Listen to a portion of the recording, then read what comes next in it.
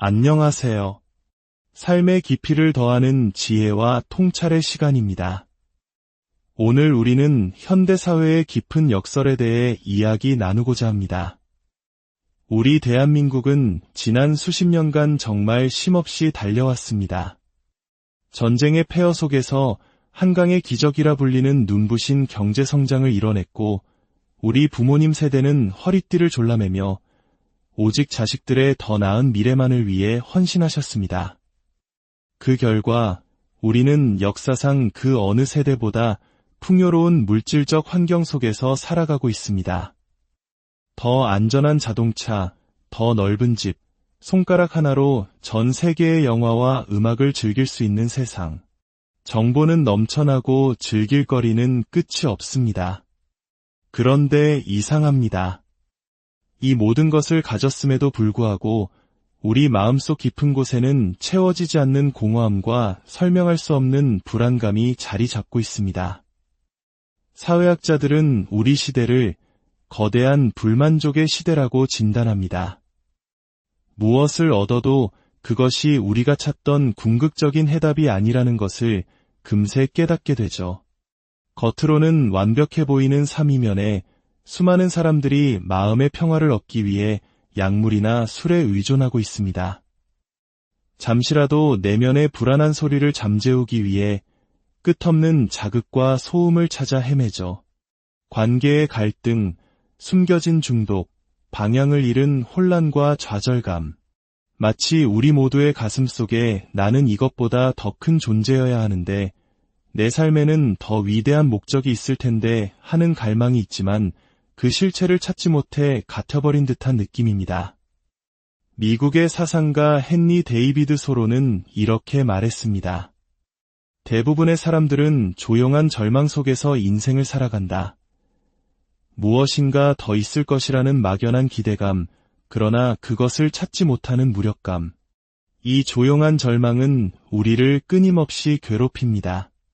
그래서 우리는 침묵을 두려워하고 홀로 있는 시간을 피하며 소음으로 그 공허함을 덮으려 합니다. 하지만 밤이 되면 어김없이 그 불안은 고개를 들고 우리는 다시 무언가에 의지해 그 감정의 날을 무디게 만들려 합니다. 성경은 이러한 상태, 즉 우리 영혼이 겪는 깊은 고통과 갇힌 상태를 죄의 속박이라고 부릅니다. 그리고 오늘 우리는 이 속박에서 벗어나 진정한 자유를 누리는 길, 바로 복음의 기쁜 소식에 대해 이야기하려 합니다. 오늘 우리가 함께 나눌 복음의 핵심 문장은 이것입니다. 우리의 과거, 현재, 미래의 모든 죄는 예수 그리스도의 인격과 사역 안에서 온전히, 값없이, 그리고 영원히 용서받았습니다. 지난 시간 우리는 죄가 하나님과의 관계, 그리고 이웃과의 관계를 어떻게 단절시키는지에 대해 나누었습니다. 죄는 단순히 비도덕적인 행동이 아니라 창조주 하나님과의 친밀한 관계를 멀어지게 만드는 근본적인 분리입니다. 이 관계가 끊어지면 우리는 우리 자신을 오해하고 잘못된 이름표를 붙이게 됩니다. 그리고 이는 결국 다른 사람들과의 관계에서도 갈등과 상처를 낳게 되죠. 예수님은 바로 이 모든 깨어진 관계를 회복시키기 위해 오신 화해자이십니다. 오늘 본문인 마가복음 10장을 보면 예수님께서 제자들에게 자신이 곧 예루살렘에서 체포되고 조롱받고 십자가에 못 박혀 죽은 뒤 사흘 만에 부활할 것이라고 말씀하십니다. 제자들은 이 말을 이해하지 못했습니다. 그들은 예수님이 로마 제국을 무너뜨리고 이 땅에 위대한 왕국을 세울 것이라 기대했기 때문입니다. 바로 그때 제자 야고보와 요한이 예수님께 나아와 이렇게 요청합니다. 주님의 나라가 임할 때 저희를 각각 주님의 오른편과 왼편에 앉게 해주십시오. 그들은 예수님의 위대한 희생의 계획 속에서도 나에게 돌아올 이익은 무엇인가를 먼저 생각했던 것입니다. 이 사실을 알게 된 다른 10명의 제자들은 그들에게 분노했습니다. 너희가 뭔데 그런 특별한 자리를 요구하느냐는 것이었죠. 보십시오. 하나님과의 관계가 멀어지고 자신을 오해하게 되자 가장 가까웠던 제자들 사이에서도 시기와 분열이 일어납니다. 이것이 바로 죄가 우리를 자기 자신 안으로 휘게 만드는 방식입니다. 예수님은 이 모든 상황을 보시고 제자들을 불러 모아 말씀하십니다. 이방인의 통치자들은 백성 위에 군림하고 고관들은 권세를 부린다. 그러나 너희는 그래서는 안 된다. 여기서 우리는 중요한 진리를 발견합니다.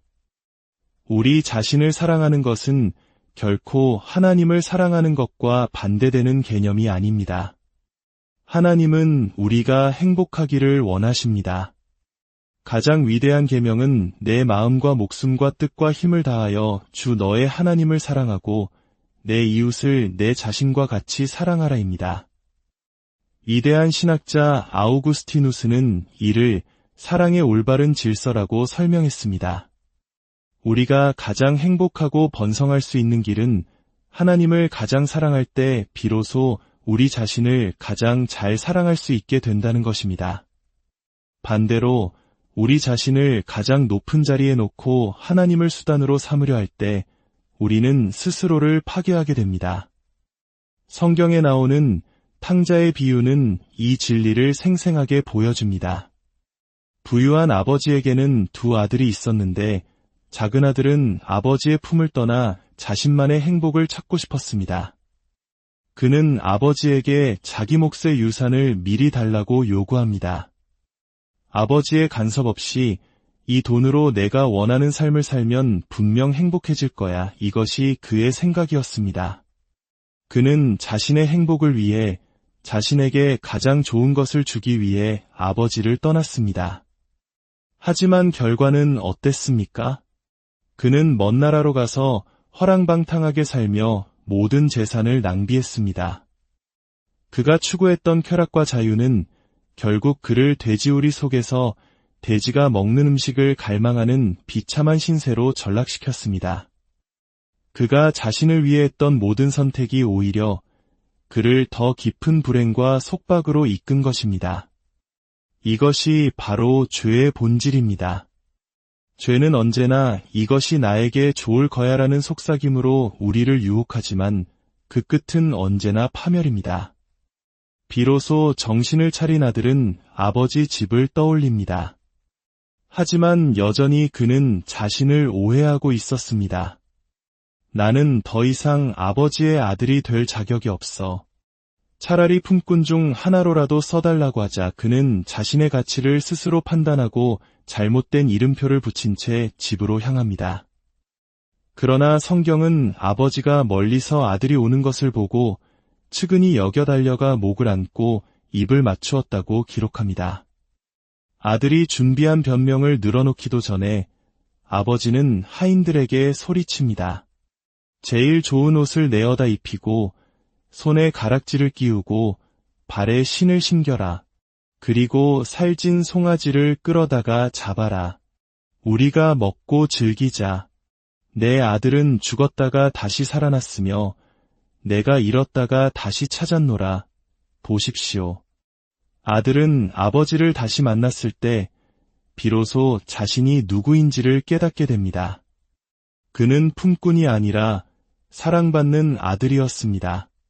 하나님과의 관계가 회복될 때 비로소 우리는 우리의 진정한 정체성을 발견하고 우리를 얽매던 속박에서 벗어나게 되는 것입니다.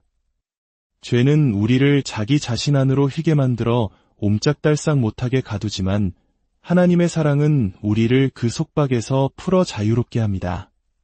그렇다면 어떻게 안으로 휘어진 삶의 방향을 밖으로 향하도록 바꿀 수 있을까요? 예수님은 두 가지 길을 보여주십니다. 첫째는 믿음의 공동체 안에서 서로를 섬기는 것입니다. 신약 성경에는 서로라는 말이 50번 이상 나옵니다. 서로 평화롭게 지내라. 서로 받아들여라. 서로 친절하고 온유하게 대하라. 서로의 짐을 져주어라.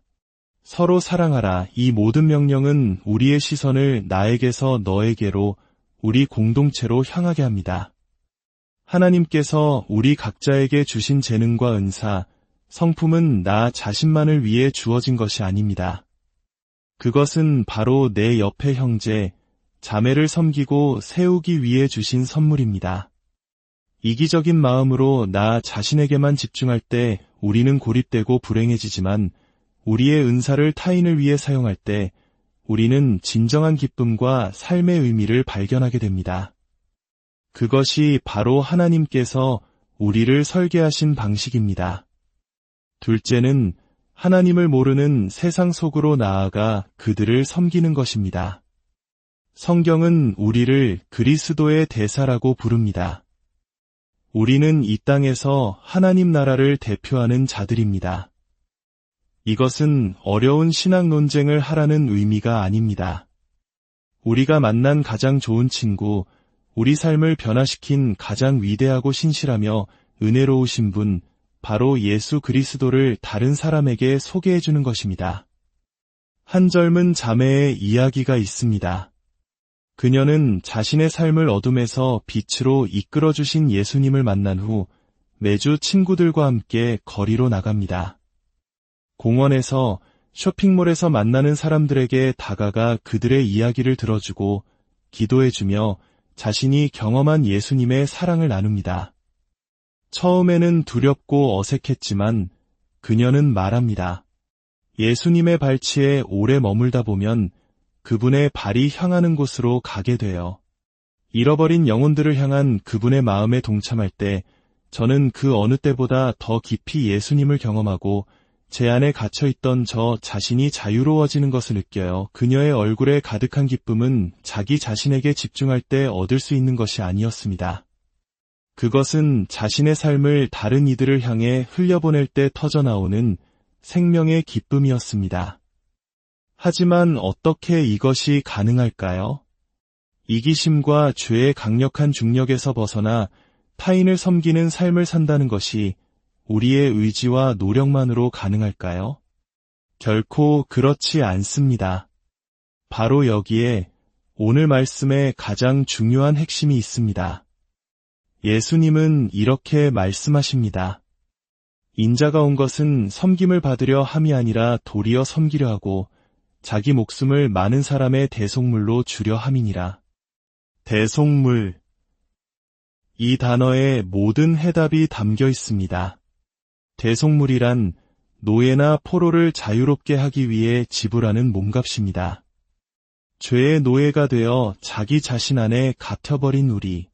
스스로의 힘으로는 결코 빠져나올 수 없는 그 속박에서 우리를 풀어주시기 위해 예수님께서 자신의 생명을 몸값으로 지불하셨다는 것입니다. 그분은 십자가에서 우리의 모든 죄의 값을 치르셨습니다. 우리가 받아야 할 형벌을 대신 받으셨고 죽음의 권세를 깨뜨리고 부활하셨습니다. 그 결과 우리를 안으로 휘게 만들던 죄의 힘은 이제 그 효력을 잃었습니다. 로마서는 우리가 더 이상 죄에게 종노릇하지 아니하려 함이라고 선포합니다. 그리스도께서 우리를 자유롭게 하셨으니 우리는 진정으로 자유로운 자들입니다. 사랑하는 여러분, 더 이상 여러분 자신 안에 갇혀 있을 필요가 없습니다. 마음속의 공허함과 불안을 잠재우기 위해 세상을 헤맬 필요도 없습니다. 여러분을 얽매고 있던 사슬의 값은 이미 모두 지불되었습니다. 예수 그리스도께서 당신을 위해 그 값을 치르셨습니다. 이제 당신은 그 자유를 받아들이기만 하면 됩니다. 당신의 삶의 방향을 안에서 밖으로 하나님을 향해 그리고 이웃을 향해 돌이키기만 하면 됩니다. 당신 안에 하나님께서 심어두신 고유한 아름다움과 가능성이 세상으로 흘러나갈 때 당신은 비로소 진정한 자신을 발견하고 그토록 갈망하던 생명의 기쁨을 맛보게 될 것입니다. 오늘 이 자유와 희망의 메시지가 여러분의 마음에 울림을 주었다면 좋아요와 구독으로 이 선한 소식이 더 널리 퍼질 수 있도록 함께해 주십시오. 여러분의 작은 동참이 누군가에게는 절실한 위로와 희망이 될 수 있습니다. 이 복된 소식을 나누는 모든 분들께 하나님의 크신 은혜와 평강이 함께하기를 기도합니다. 이제 잠시 눈을 감고 제 기도를 따라와 주시겠습니까? 하나님 아버지, 오늘 말씀을 통해 우리를 얼마나 사랑하시는지, 우리에게 얼마나 놀라운 자유를 주셨는지 다시 한번 깨닫게 하시니 감사합니다. 많은 순간 우리는 우리 자신 안에 갇혀 불만족과 불안 속에서 살아왔음을 고백합니다. 세상의 헛된 것들로 마음을 채우려 애썼지만 더 깊은 공허함만을 느꼈습니다. 주님, 이제 우리를 긍휼히 여겨 주시옵소서. 예수 그리스도께서 십자가에서 치르신 대속의 은혜를 믿음으로 붙잡습니다. 우리를 죄의 속박에서 풀어 자유롭게 하시고 안으로 휘어진 우리의 삶을 밖으로 향하게 하여 주옵소서. 하나님을 사랑하고 이웃을 섬기는 기쁨을 알게 하시고 주님께서 우리 각자에게 주신 고유한 삶의 목적을 따라 살아갈 수 있도록 용기와 지혜를 더하여 주시옵소서. 이 방송을 듣는 모든 분들의 마음속에 주님의 평강이 강물처럼 흐르게 하시고 절망이 있는 곳에 희망을, 상처가 있는 곳에 치유를, 속박이 있는 곳에 참된 자유를 허락하여 주시옵소서. 우리를 구원하신 예수 그리스도의 이름으로 기도드립니다.